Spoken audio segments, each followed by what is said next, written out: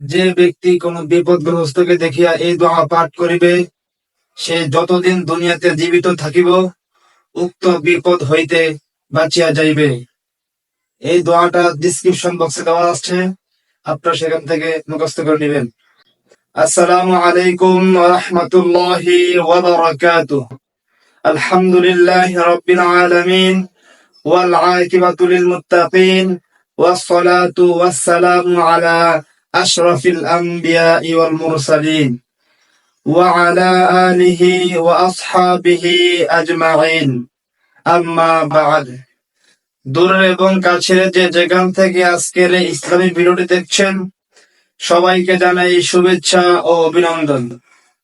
আজকে খুবই গুরুত্বপূর্ণ একটি বিষয় নিয়ে আপনার মাঝে হাজির হয়েছি। তা হলো, কোন বিপদগ্রস্তকে দেখিয়া এই দোয়া পড়িতে হয়। রাসূল সাল্লাল্লাহু আলাইহি ওয়াসাল্লাম ইরশাদ করেছেন, যে ব্যক্তি কোন বিপদগ্রস্তকে দেখিয়া এই দোয়া পাঠ করিবে, সে যতদিন দুনিয়াতে জীবিত থাকিব উক্ত বিপদ হইতে বাঁচিয়া যাইবে। অন্য হাদিসে রয়েছে, তাহাকে উক্ত বিপদ স্পর্শ করিতে পারিবে না।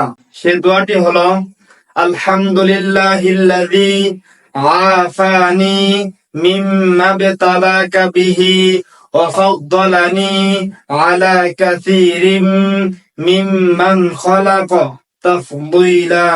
আবারও বলছি, আলহামদুলিল্লাহিল্লাযী আফানি মিম্মা বিতালাকা বিহি ওয়া ফাদ্দালানি আলা কাসীরিম মিম্মান খালাকা তাফদীলা। তো আজকের ভিডিও পর্যন্তই। সবাই ভালো থাকবেন, সুস্থ থাকবেন। আল্লাহ হাফেজ। আসসালামু আলাইকুম ওয়া রাহমাতুল্লাহি ওয়া বারাকাতুহু।